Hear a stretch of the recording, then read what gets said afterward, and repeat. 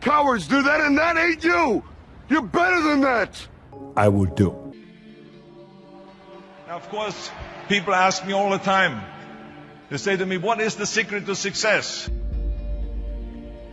The first rule is trust yourself. But what is most important is that you have to dig deep down and ask yourselves, who do you want to be? Not what, but who. And I'm talking about not what your parents and teachers want you to be, but you. I'm talking about figuring out for yourselves what makes you happy, no matter how crazy it may sound to the people.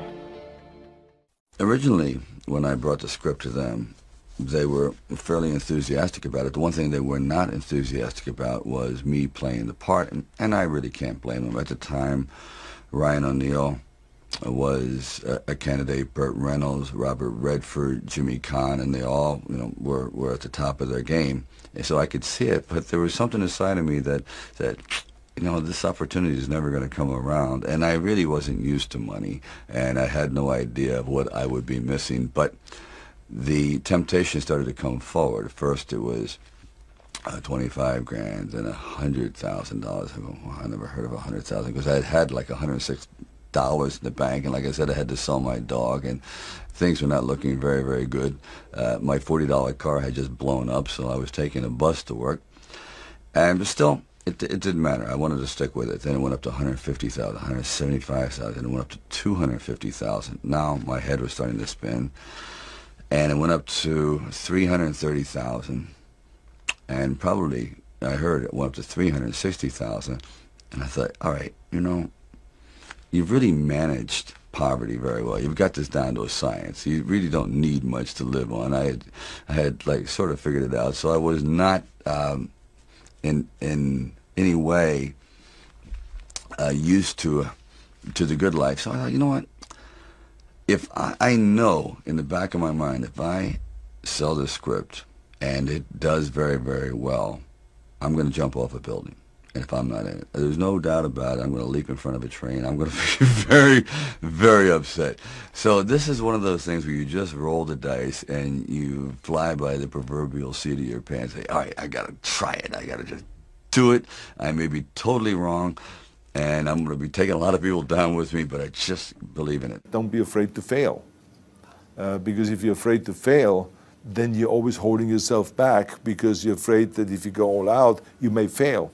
Well, in weightlifting, we learned that very quickly. The only way you could break a record is if you're willing to fail. That's when you put on more weight, you try it. Sometimes you would not be able to lift it, which has happened to me many times. But eventually, when you train hard enough, you will lift it. So don't be afraid to fail. I mean, how far can you fall? Give up something to get something.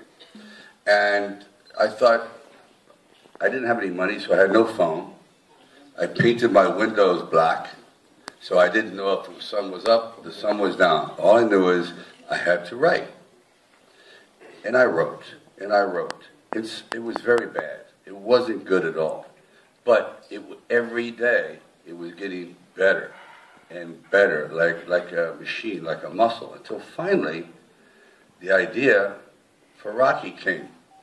So the idea is you must fail 100 times to succeed once. That's part of it. No one succeeds the first time. It's learning how to not get disappointed with failure, to understand failure. You only learn when you fail. You don't learn when you succeed. You're too full of yourself. But when you fail, that's when you learn. So that's how I learned. Lucky I was a failure in New York, and that is the reason I started writing, which made me successful. I had to teach myself early on, expect to fail. Expect it. Covet it, welcome it, it's going to happen, but it's not a permanent state. Damals, wie das eben war, Bodybuilding in dem Sinn hat es ja eigentlich nicht gegeben. Und wir Jungs haben damals immer gesagt, geh Arnold, wenn's träumst, leg dich nieder. Von den Eltern aus, das war ja eigentlich nicht sehr erwünscht. My father, he said this is an embarrassment to me and was stomping all over me. I first met Bob Chardoff and Irwin Winkler, and I believe I was there on a casting call So we're talking a little bit, and I guess I really wasn't right for the acting part. And on the way out, I said, "Oh, I don't know if it matters, but I do a little bit of writing." He goes, "Really?" I said, "Yeah, I'm writing this story. I have this thing about wrestlers, and I might do something about boxing." Well, he says, "Well, bring it around." And I thought, if I hadn't stopped on the way out, that's why I tell all actors or writers, don't give up. Keep talking. Eventually, you might hit a nerve somewhere, and they go, come on back. And if they didn't say, come on back, or bring it later and let's see what you've developed, I wouldn't be sitting here.